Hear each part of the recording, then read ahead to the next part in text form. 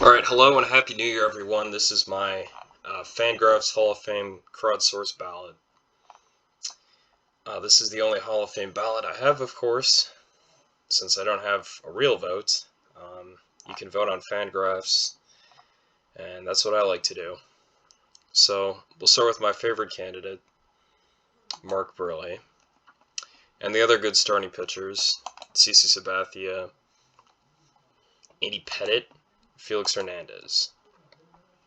So those four guys right there, they're the best starting pitchers on this ballot. Let's see if we can look at some of the pitching stats. These guys pitch the most innings.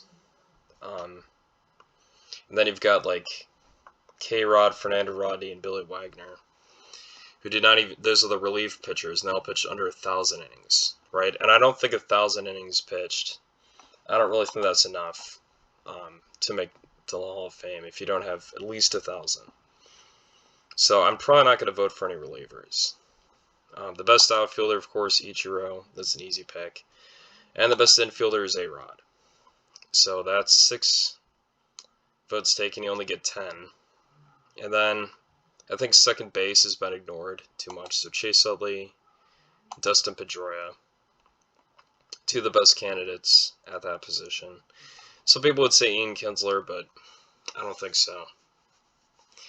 So, with 8 votes, you only have 2 left. And there's a lot of good players on this ballot that are controversial, right? So the best remaining guys, you've got Manny Ramirez, who failed 3 different steroid tests, Carlos Beltran, who was instrumental in the 2017 Astros cheating scandal, Andrew Jones, domestic abuser, although nothing involving baseball controversies, I guess. You have Omar Vizquel, another domestic abuser. You have Jimmy Rollins, who won an MVP he probably didn't deserve. You've got Troy Tulowitzki, who had a great start to his career before getting hurt, and that kind of ended it. Same thing with David Wright. Great start to his career. If he stayed healthy, he probably would have been a Hall of Famer. You've got Bobby Abreu, who's got 60 WAR, although he doesn't have any really good counting stats. And you've got Russell Martin and Brian McCann, who, if you look at their framing runs, are very good, but if you look at their WAR on Baseball Reference, it's not very good, right? Russell Martin's at 38.8, and Brian McCann is at 32. So, no, I don't think those guys are Hall of Famers.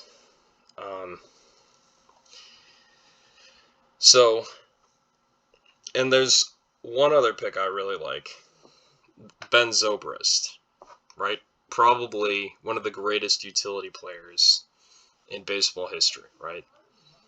He was kind of one of the original, like, WAR guys. Before there was Mike Trout, like, Ben Zobrist is the guy that people are like, whoa, his WAR is really good. And of course, he got the go-ahead RBI for the Cubs in the World Series and won World Series MVP. So, that's also a good pick. Or at least one worth considering. So with just 2 left, I think I gotta go with Andrew Jones instead of Carlos Beltran. I'm just not ready to forgive Beltran for that sign stealing scandal yet. And then as far as Manny Ramirez, I can't say like, well, I have a problem with cheating, which is why I can't vote for Beltran, but then vote for Manny, a guy who failed 3 different steroid tests. Now, there's also a problem that I'm voting for Alex Rodriguez, who's also a cheater, but he had 3,000 hits, right? And I think 3,000 hits should be automatic. I think Pete Rose should be in the Hall of Fame too, right? So if you reach certain milestones, I think you should be in regardless. But if you're kind of borderline, like Carlos Beltran, I personally just don't want to vote for him. So I'm not ready to forgive him yet. So I'm going to go with Ben Zobrist. The Cubs legend, the back-to-back World Series champion, one of the greatest utility players of all time. And of course, he doesn't have a lot of accolades, but he played before they gave out Silver Sluggers and Gold Gloves for utility players. And I think if they had accolades at the time, he would have won a lot more. So, those are the 10 guys I would like to vote for.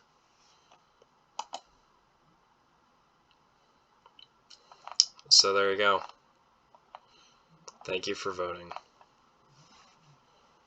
And thank you for watching this video.